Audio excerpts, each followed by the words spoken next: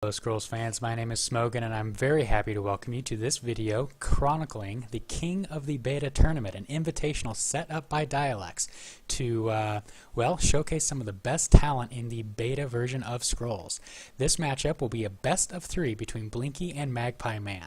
Note that the format for this tournament is actually a triple deck tournament. So what that means is each player submits 3 decks to the tournament that are then entered to play in a best of 3. If and only if a player loses, they must switch out their deck and switch to one of the remaining pair of decks. Note though that the player that wins actually must keep his or her deck for the next match. So this allows the loser to select of their 2 remaining decks which one is best suited to defeat their opponent's winning deck, which means there's quite a bit of strategy in not only what decks you switch to, but also what deck you want to start with, what deck you want to keep in reserve, and so on and so forth. Very, very interesting format that I'm very excited to talk about and see happen. But before we get straight to the action, let's take a look at the players' decks. I have here loaded in my unfortunately not super fancy setup Blinky's deck here. He'll be the player on the left. Note that this is a mono order build. But unlike a lot of order builds out there, this is actually not a tempo order build. It is more of a mid-range, late-game order build, taking advantage of the power of all of the strong 3, 4, 5, and 6 cost order units, especially the creatures. Things like Arbalisteer, things like Releros, Lord Knight, things like Royal Vanguard. And of course, at the high end, he has 3 copies of Imperial Resources. Of interest also is the 3 copies of Wing Shield and 3 copies of Gallant Defender. That is a lot of armor. If a growth deck runs up against this build of Blink, the growth opponent will have a very hard time breaking through that much armor on the field.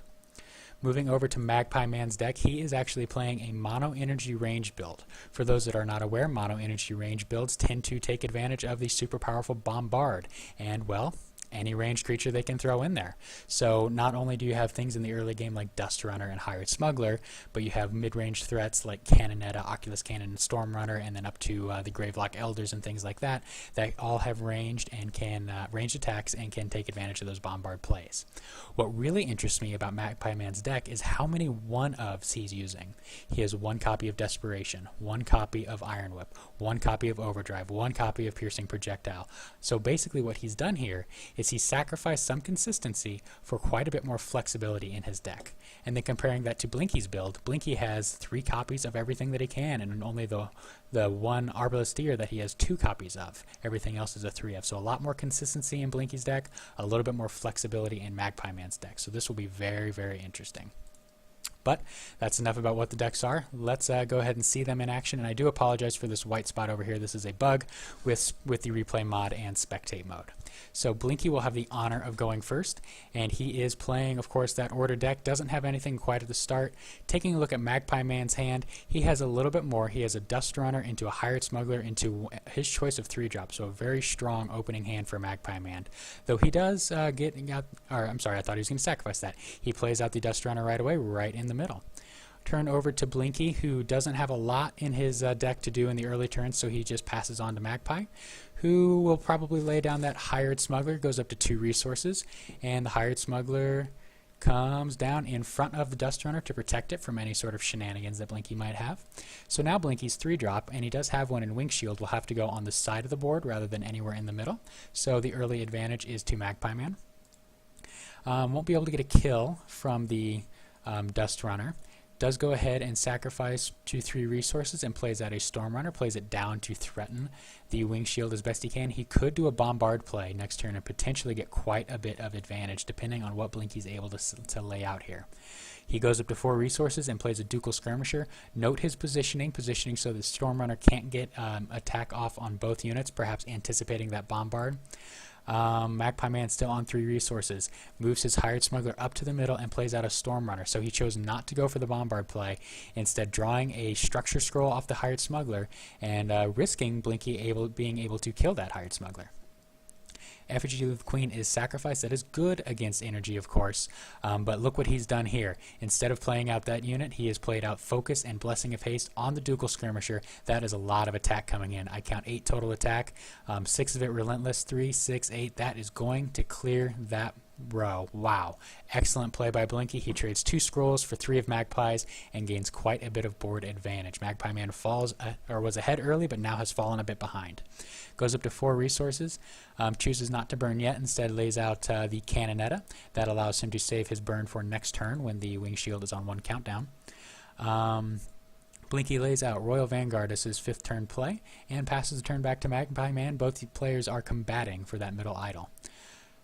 Magpieman goes ahead and plays out the burn, takes out the Wing Shields, perfectly designed scroll to do so, sacrifices his Thunder Surge up to 5 resources, and draws yet another scroll off the super powerful Hired Smuggler. That's 2 scrolls drawn off that creature already.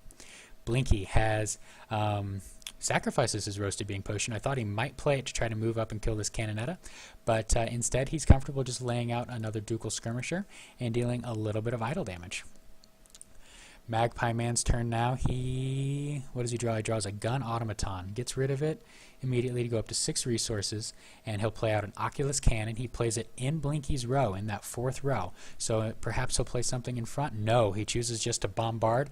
So he gets removal, kills off that Ducal Skirmisher, does some idle damage, and critically draws a 3rd scroll off this Hired Smuggler. Really, really paying for itself, and then some. Blinky responds with a Kabonk on the Oculus Cannon. That will be enough damage to take it out, and then a Gallant Defender played in front to defend his units extremely well. The Gallant Defender does not have armor right now, but if Magpieman plays out anything else, then it will gain that armor too, at least temporarily.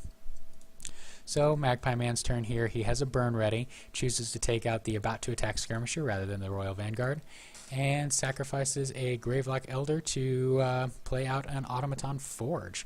And if he wants, he can move to the middle. He moves 1 unit to the middle and keeps his Hired Smuggler up high and away from Blinky's troops. Roasted Bean Potion could change that. Gallant Defender comes down, more armored units down below, and well, not a lot of combat damage is going to get to that Royal Vanguard. It's going to take quite a bit of work to do so. Another Thunder Surge sacrificed. I think that's 2 Thunder Surge gone already, so let's keep that in mind. Gravelock Elder, a strong 5-drop played out, and as well as a Machinated. So Magpieman is okay just putting a lot of pressure on Blinky's idols. Typically you want to save that Machinated to get some creature kills, but Magpieman wants to put the pressure on, knowing Blinky at this point is playing a more late game build, doesn't want him to snowball with Imperial resources. Kabonk comes down on the Cannonetta, and then a Royal Skirmisher played in the middle. Idle damage coming in for Blinky's side, and turn over to Magpieman. Forge 1 turn from ticking down, another Forge in hand. Sacrifices for scrolls, finds Desperation and Tempest Reaver. No Bombard in hand, so we won't see any attackers, but the second Forge does come down. Still has 4 resources to play around with, and could generate some advantage off the Forge, but instead plays out the Tempest Reaver, so he's really filling up the board right now. And that's quite a bit attacking next turn too with all those units. Blinky has an Imperial resources ready to go, so he draws 2 scrolls and increases his order by 1 and heals everything by 1. Tons of advantage in this scroll that hasn't seen a lot of competitive play in the last few months, but is poised to make a comeback. Note that Blinky's deck does have Mangonel in it. This is also something that we haven't seen a lot in competitive play lately, but Mangonel benefits from Relaros's Area of Effect buff whenever you play a spell, which gets its 3 attack up to the critical 4 attack. And if you do the Mangonel speed play next to a Relaros, that is enough to get it up to 4, which is the critical number to kill most important units in scrolls right now. So anyway, Blinky moves into position, so he is threatening that middle row with a lot of combat damage next turn. Magpieman needs to find a way to stop it. Note that Armor 2 is active on these units. Violent Dispersal would be nice, but Burn will do as well. That takes out the Skirmisher, the most threatening of the units. And Magpieman is going to be able to take out an idol with his Gravelock Elder. Another Hired Smuggler comes down, and the original Hired Smuggler is ready to draw. I think it's a 4th scroll that this Hired Smuggler has drawn. That is tremendous advantage. Imagine if Magpieman's hand was down to 1 instead of 5. That's the amount of effect this Hired Smuggler has had. Effigy of the Queen comes down. Blinky knows that he must, at all costs, defend this middle idol now, and that's going to be difficult to do with the Cannonetta down there with that piercing damage. The Forge will die, though, as well as the Gun Auto it did spawn. Magpieman, let's see, what can he do here? He's got 14 attack coming on the middle, but if he uses any resources, that will change. Oculus Cannon comes down, and then are we going to see a Bombard play here? We might. We might. Desperation, up to 13 attack and 1 health, and then a Spark. Has he done the math correctly here? Oh, not quite, not quite. Takes the idol down to 1 health, but critically not down to 0. Taking that down to 0 would have made Blinky split his units a lot more, but now Blinky, especially if he's able to kill this piercing unit, should be able to solidify his defense on these bottom 3 rows and just sacrifice that top one. Mangonel has come down. That's going to do some good damage with the speed that I'm sure is incoming here. There it is, and then a roasted bean potion that will boost up the Mangonel to 5 attack. Great play by Blinky. Phenomenal play by Blinky. He is able to take out both of these units, knowing the interaction between his scrolls very, very well. And the Mangonel shot comes down, clears both those units, and then 3 damage dealt to the Tempest Reaver. Alright, Magpieman looking to respond. Has a machinated, so he is really putting that pressure on now. That's going to take out that idol, and then a bombard comes in. And the piercing damage is enough to finish it off. Very well done by Magpieman, taking advantage of Bombard and Piercing to finish off Blinky's idols, even though it was moderately defended. I'm sure Blinky is really kicking himself right now. He moved that Royal Vanguard down to get a little bit of value damage out of this Tempest Reaver, rather than leaving it up in the top row and providing some extra defense. Magpieman takes advantage of the hole in his defense and ends the game. So, first match off to Magpieman, who has this headless avatar that is just the bug with my version of Scrolls. So make sure you tune in for the next game. We're going to see Magpieman playing his mono-ranged energy build, and we'll see what Blinky decides to bring in to challenge him. Thank you for watching.